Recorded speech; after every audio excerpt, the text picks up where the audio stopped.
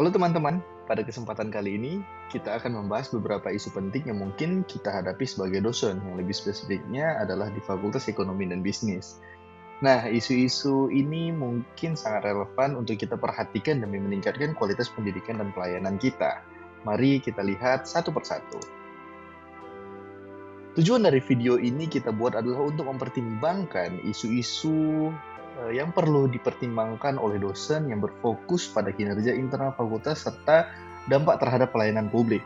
Konsep Smart ASN dan manajemen ASN sangat penting di sini karena mereka sejalan dengan reformasi sektor publik dan praktik tata kelola yang baik. Kali ini saya akan membahas 3 isu yang menurut saya penting dibahas dalam pembahasan kali ini. Yang pertama adalah relevansi kurikulum dengan kebutuhan industri. Kemudian yang kedua adalah daya saing lulusan, dan yang terakhir itu adalah kolaborasi dengan pemangku kepentingan eksternal. Yang pertama, pentingnya seorang dosen melaksanakan pembaharuan kurikulum agar selaras dengan perkembangan industri terbaru. Dan apakah kurikulum yang telah kita berikan selama ini masih relevan dengan kebutuhan dunia kerja saat ini? Selanjutnya, mendorong bagaimana dosen untuk dapat berkolaborasi dengan praktisi industri untuk mengidentifikasi gaps pada pengajaran. Dan yang terakhir pada relevansi kurikulum adalah bagaimana cara menentukan cara inovatif untuk memasukkan teknologi terkini dalam kurikulum. Yang kita bayangkan saja, mengajar dengan teori-teori bisnis yang sudah usang sementara industri sudah beralih ke teknologi digital terbaru. Ini bisa membuat lulusan kita kurang siap menghadapi dunia kerja yang semakin digital dan terotomatisasi. Kemudian pada daya saing lulusan, bagaimana cara kita mempersiapkan mahasiswa bukan hanya soal ujian ataupun nilai, tapi bagaimana mereka mampu dan siap bersaing di dunia kerja yang dinamis. Apakah kita sudah memberikan mereka skill yang relevan? Kurikulum harus diintegrasikan dengan kebutuhan industri agar lulusan siap menghadapi tantangan. Dengan strategi ini, kita tidak hanya membentuk akademisi, tetapi juga profesional masa depan. Jika saja lulusan kita tidak dibekali dengan keterampilan praktis seperti kemampuan analisis data ataupun soft skill seperti komunikasi efektif, mungkin mereka akan kesulitan bersaing dengan lulusan dari universitas lainnya. Kemudian, isu yang terakhir yaitu kolaborasi dengan pemangku kepentingan eksternal adalah untuk membangun sinergi yang kuat dengan industri, pemerintah, maupun lembaga internasional. Adalah kunci bagaimana agar mahasiswa dapat memperkaya pengetahuan mereka. Jika tidak, menjalin kemitraan dengan industri ataupun pemerintah, kita bisa kehilangan kesempatan untuk melibatkan mahasiswa dalam proyek nyata yang bisa memberikan mereka pengalaman berharga sebelum lulus. Nah, bagaimana kita bisa menciptakan rekayasa kolaboratif yang produktif?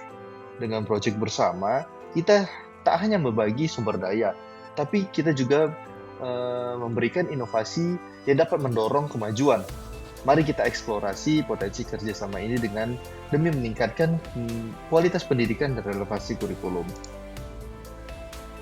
Nah, apa yang terjadi jika tidak segera menangani isu-isu ini? Dampaknya cukup serius loh. Jika kurikulum kita tidak diperbaharui, lulusan kita mungkin akan kesulitan mendapatkan pekerjaan yang relevan.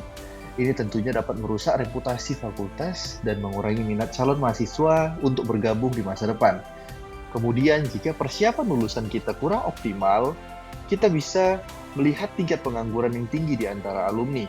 Ini tidak hanya merugikan mereka secara individu, tetapi juga bisa berdampak negatif pada hubungan kita dengan industri bahkan alumni lainnya. Dan yang terakhir, tanpa kolaborasi yang kuat, fakultas kita mungkin akan kehilangan peluang penting untuk inovasi dan pengembangan kurikulum yang relevan dengan kebutuhan kerja saat ini. Untuk menentukan mana saja yang harus kita prioritaskan, isu mana saja yang kita prioritaskan, kita bisa menggunakan analisis USG yang melibatkan 3 kriteria: urgensi, keseriusan, dan potensi pertumbuhan. Analisis USG ini merupakan pendekatan sistematis untuk memprioritaskan isu berdasarkan 3 kriteria utama, yaitu urgency, seriousness, dan growth. Metode ini mampu membantu menentukan dari mana isu-isu yang harus ditangani lebih dahulu, terutama konteks terbatasnya sumber daya dan waktu. Pada penilaian kali ini, yaitu urgensi. Urgensi merusuk pada seberapa mendesak suatu isu perlu ditangani. Isu dengan urgensi tinggi adalah membutuhkan tindakan segera karena dampaknya yang langsung terhadap operasional fakultas ataupun pemangku kepentingan utama, seperti mahasiswa ataupun staf. Pada tahap urgensi, kita perlu mengidentifikasi dampak jangka pendeknya, bagaimana menentukan isu tersebut akan mempengaruhi fakultas ataupun stakeholder utama dalam waktu dekat. Kemudian, mengevaluasi risiko penundaan. Evaluasi ini untuk melihat apakah penundaan akan memperburuk situasi atau malah dapat menyebabkan kerugian yang signifikan. Yang terakhir, kita bisa lihat skor urgensinya, di mana nilai yang diberikan dari rentang 1 sampai dengan 5, yang mana 5 adalah sangat mendesak dan 1 adalah kurang mendesak. Pada penilaian urgensi di isu relevansi kurikulum, jika kurikulum tidak relevan, lulusan yang dihasilkan dalam waktu dekat mungkin akan mengalami kesulitan dalam mendapatkan pekerjaan yang segera memerlukan peninjauan dan revisi kurikulum. Maka urgensi yang diberikan adalah 5. Kemudian pada isu daya saing lulusan, mengingat tingginya tingkat pengangguran lulusan, persiapan yang lebih baik perlu segera dilakukan. Maka skor urgensi yang diberikan adalah 4. Penilaian selanjutnya adalah penilaian keseriusan, di mana penilaian ini mengukur dampak potensial dari isu yang jika tidak ditangani. Isu yang serius akan memiliki konsekuensi besar terhadap kelangsungan operasional, reputasi, ataupun output fakultas. Adapun langkah yang dapat kita lakukan yaitu identifikasi dampak jangka panjangnya, yaitu untuk menganalisis seberapa besar dan luas dampak isu terhadap fakultas dalam jangka panjang. Kemudian kita bisa mengevaluasi dampak tersebut terhadap reputasi dan kinerja. Di langkah ini kita mempertimbangkan bagaimana isu dapat mempengaruhi reputasi fakultas, kualitas layanan, ataupun hasil akademik. Kemudian memberikan skor keseriusan dengan memberikan nilai 1 hingga 5, di mana 5 adalah sangat serius dan 1 adalah kurang serius. Pada tahap penilaian keseriusan, kurikulum yang tidak relevan dapat sangat merugikan reputasi fakultas dalam jangka panjang, menurunkan minat calon mahasiswa dan juga menurunkan peringkat fakultas. Skor keseriusan ini yang diberikan adalah 5. Kemudian pada daya saing lulusan yang tidak siap kerja akan meningkatkan angka pengangguran dan dampak negatif pada feedback ke kurikulum yang bisa mengurangi daya tarik fakultas. Skor keseriusan yang diberikan adalah 4. Penilaian terakhir yaitu penilaian potensi pertumbuhan atau growth, di mana pertumbuhan menilai potensi suatu isu untuk berkembang dan mempengaruhi lebih banyak ke area atau aspek operasional fakultas. Jika tidak segera ditangani, isu dengan pertumbuhan tinggi akan semakin memburuk atau menyebar ke area lain. Adapun langkah-langkahnya yang dapat dilakukan yaitu identifikasi potensi eskalasinya. Apakah isu ini memiliki potensi untuk berkembang dan memperburuk situasi jika diabaikan? Kemudian evaluasi dampak sekunder, seperti mempertimbangkan dampak yang mungkin muncul di luar isu utama, seperti bagaimana masalah bisa memicu masalah lainnya. Dan yang terakhir adalah sama seperti penilaian sebelumnya, yaitu memberikan skor dari 1 hingga 5, di mana 5 adalah pertumbuhan sangat tinggi dan 1 adalah pertumbuhan rendah.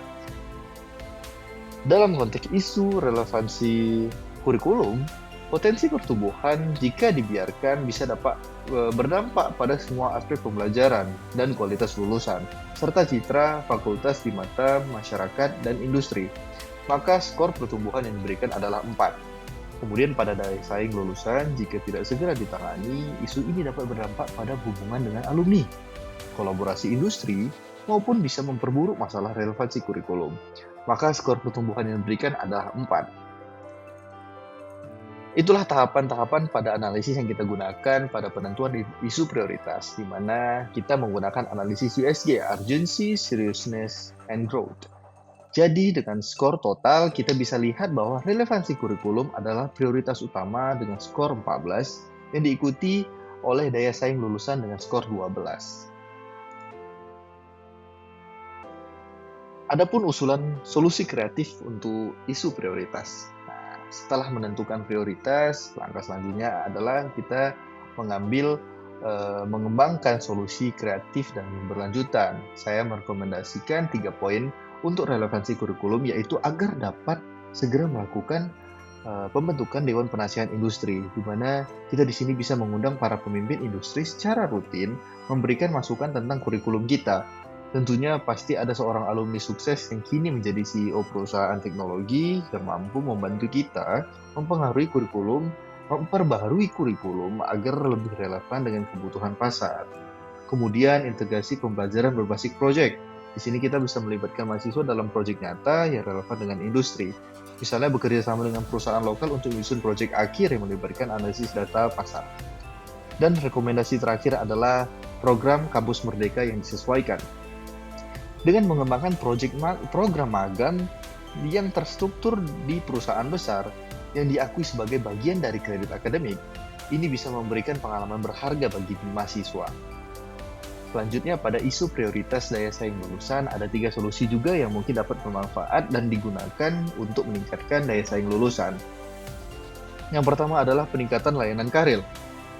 Kita bisa memperkuat career center dengan mengadakan workshop keterampilan kerja yang rutin. Misalnya kita bisa mengundang profesional dari industri untuk memberikan tips tentang cara membuat CV yang menarik ataupun wawancara yang efektif. Kemudian ada program sertifikasi kompetensi. Di sini kita bisa menawarkan kursus sertifikasi yang diakui industri, misalnya kursus sertifikasi dalam bidang manajemen project ataupun analisis data bisa meningkatkan daya saing lulusan kita di pasar kerja. Dan yang terakhir adalah program alumni engagement.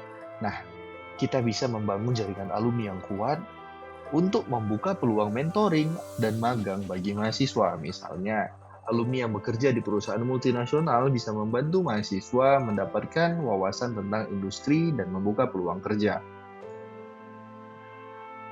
Baiklah, sekian penjelasan video mengenai manajemen ASN tentang 3 isu terkait pelaksanaan tugas dan fungsi dosen.